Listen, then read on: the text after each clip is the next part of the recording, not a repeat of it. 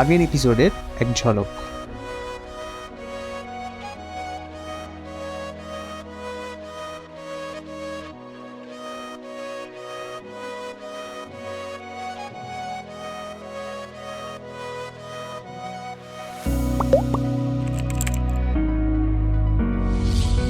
Episode শুরু করার আগে প্রত্যেকবারের মতো বলে দিই, ভালো লাগলে লাইক আর একটা কমেন্ট করে যেও, আর সাবস্ক্রাইব না করে থাকলে অবশ্যই সাবস্ক্রাইব করে দিও।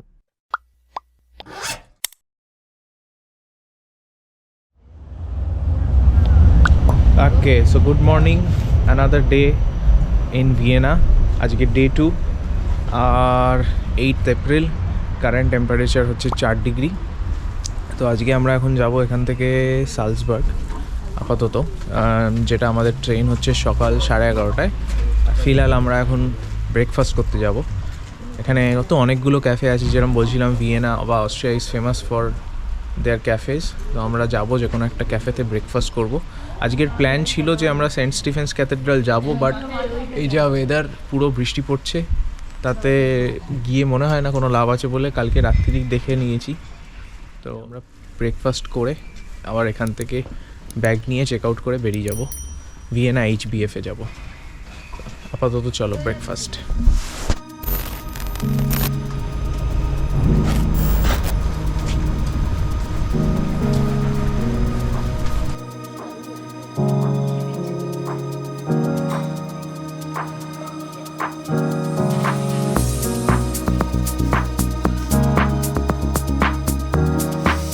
ওকে, ভিয়েনা, টাটা ভিয়েনা, বাই বাই রুম।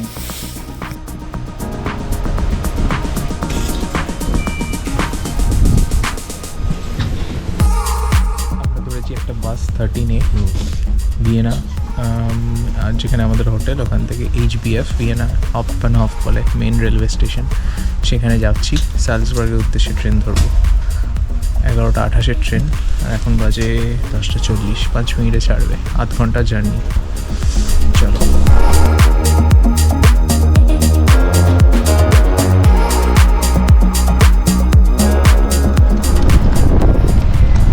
তো আমরা এসেছি ভিয়েনা HBF বা ভিয়েন হফ বলে এখানে, যেটা হচ্ছে ভিয়েনা সেন্ট্রাল স্টেশন।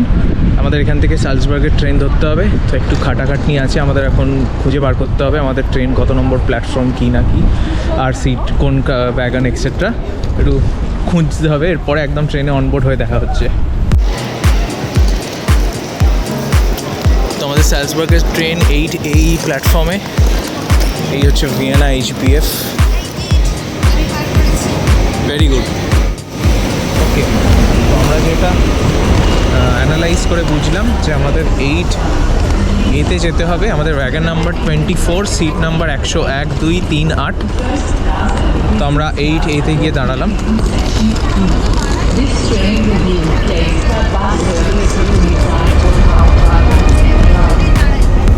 চলো, দিয়ে দিয়েছে, ট্রেন এসে গেছে।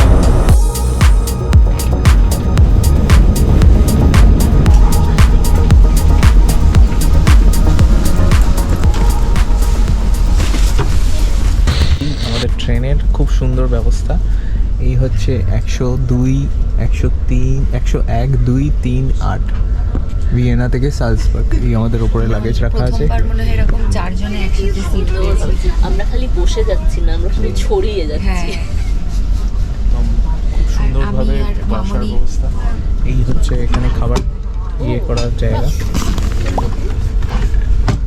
সুন্দর এখানে খাবার ব্যবস্থা, চাও রাখতে পারবে, খুবই কমফোর্টেবল। হাত পা ছড়িয়ে বসা যায়, আস্তে আস্তে খুবই কমফোর্টেবল, হাত পা ছড়িয়ে বসা যায়। এখানে খ্যাক খ্যাক করে হাসতে থাকে, আর এখানে লোকেরা রেগে যায়।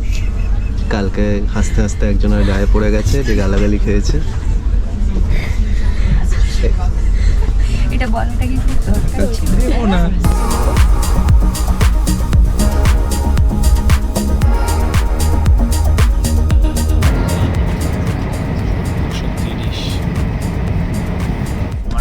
কিলোমিটার/আওয়ার স্পিডে এই ট্রেনটা যাচ্ছে। ট্রেনটার কোনো এক ফোঁটা ঝাঁকুনি নেই, মানে এত ভালো ওদের ট্রেনের, আর এত ভালো ইনফ্রাস্ট্রাকচার। এখন 11:15, 11:45 বাজে। আমাদের নেক্সট স্টপ হচ্ছে 11:57, যেটাতে দাঁড়াবে। তারপরে হচ্ছে 1:15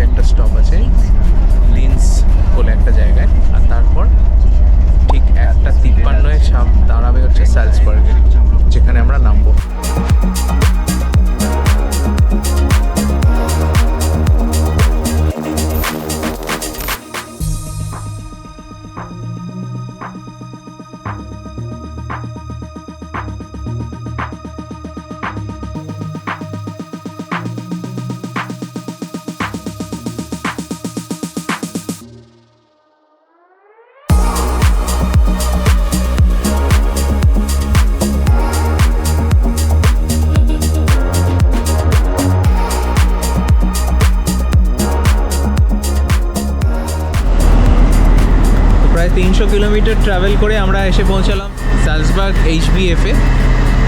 আর দুপুর 2টো বাজে। এবার আমরা হোটেলে গিয়ে ব্যাগ ট্যাগগুলো রেখে তারপর বেরোবো ডিপেন্ডিং অন ওয়েদার কন্ডিশন। আর সালজবার্গে কিন্তু ভিয়েনার থেকে ঠান্ডা বেশি। আমাদের ট্রেনের জার্নিটা অসাম ছিল, খুব সুন্দর, দারুণ সিনিক ভিউ। হয়তো ওয়েদারটা ভালো থাকলে আরও ভালো লাগতো। লেটস সি সালজবার্গ আমাদের জন্য কী নিয়ে ওয়েট করছে। Stay tuned.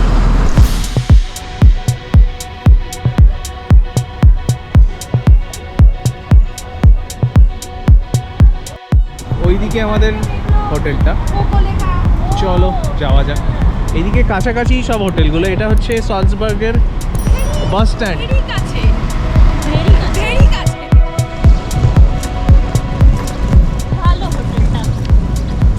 ভালো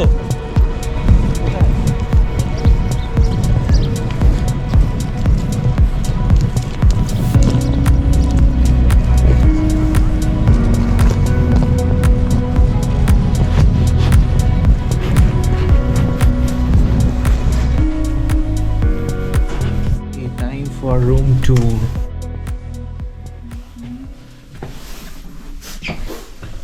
লাগেজ রাখার জায়গা, থার্মোস্ট্যাট, মিরর, ভালো করে স্পেসটা ইউটিলাইজ করেছে। এরকম আমাদেরও করা উচিত বাড়িতে। টিভি, ওকে, দোলনা, বিছানা, এটা ওয়াশরুম। এই ওয়াশরুমটার কোনো দরজা নেই, শুধু পর্দা আছে। এটা বাথটাব, এটা শাওয়ার, এটা টয়লেট এরিয়া।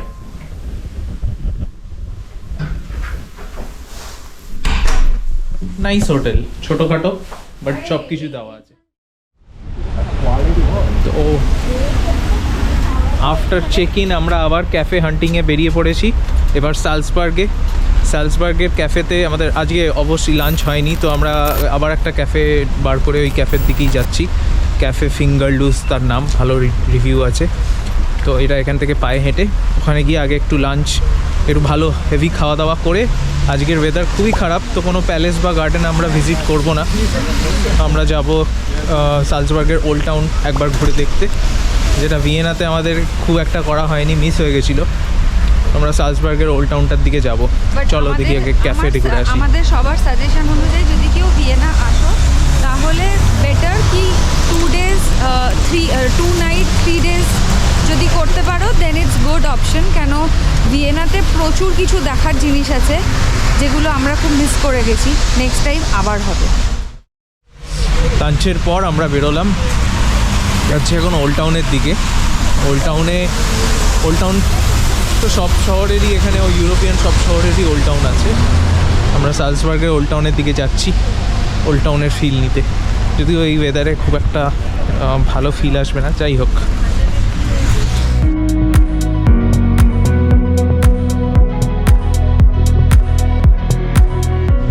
আমরা ঢুকছি সালজবার্গ ওল্ড টাউনে।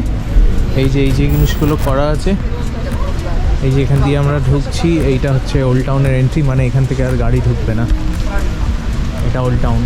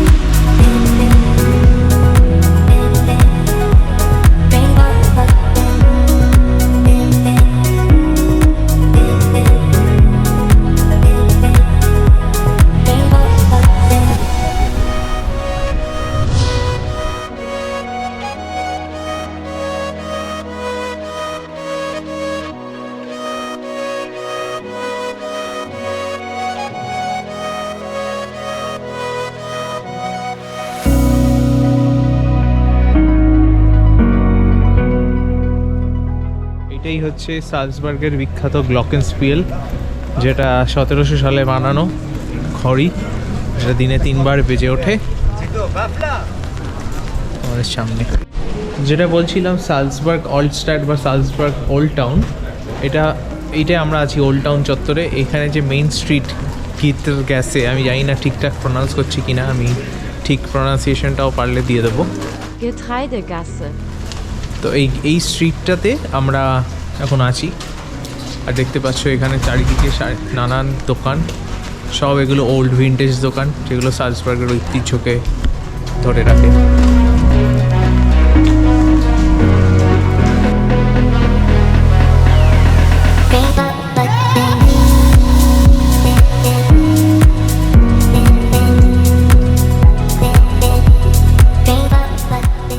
এটা হচ্ছে মোজার্টস বার্থ প্লেস। মোজার্ট এখানে জন্মেছিল। মোজার্ট মানে উলফগান অ্যামাডাস মোজার্ট, যে হচ্ছে অস্ট্রিয়ার বিখ্যাত মিউজিক কম্পোজার। তার ব্যাপারে মোটামুটি সবাই জানে। আমি যেটুকু হিস্ট্রি নিয়ে রিসার্চ করলাম অস্ট্রিয়ার ব্যাপারে, তার জন্ম এখানে, তারপর কাজের সূত্রে ভিয়েনাতেই বসবাস করতো। তো ভিয়েনাতে একটা মোজার্টস রেসিডেন্সও আছে। আর এই বাড়িটার ট্যুরও হয়, যেটা সালজবার্গ কার্ডে ইনক্লুডেড। এটা সময় হলে আমরা হয়তো এক্সপ্লোর করে দেখবো। ফিলহাল এইটা হচ্ছে বাইরে থেকে মোজার্টস বার্থ প্লেস।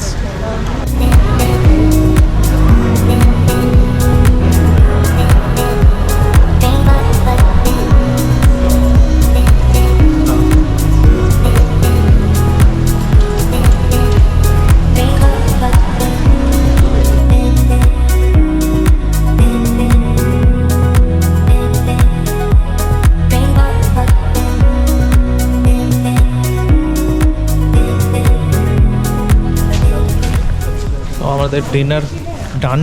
আমরা খেলাম chicken curry with coconut and rice আর কিছু ইটালিয়ান ডিশ। একটা স্প্যাগেটি ছিল আর কিছু ইটালিয়ান না, ওটা হচ্ছে চিজ গনচি, আর একটা veg rice with veg curry, with coconut sauce. আর একটা ছিল হচ্ছে চিকেন কারি। না, চিকেন কারি না, ওই স্প্যাগেটিটা অলিভ অয়েল অ্যান্ড গার্লিক। তো আজকে আমরা সালজবার্গের ফ্লেভারটা অ্যাবসর্ব করলাম। অ্যাবসর্ব করে এবার আমরা বেরোবো সোজা হোটেলে। আর এখানে বেশিক্ষণ টাইম স্পেন্ড করবো না, কালকে যাব হলস্টাড।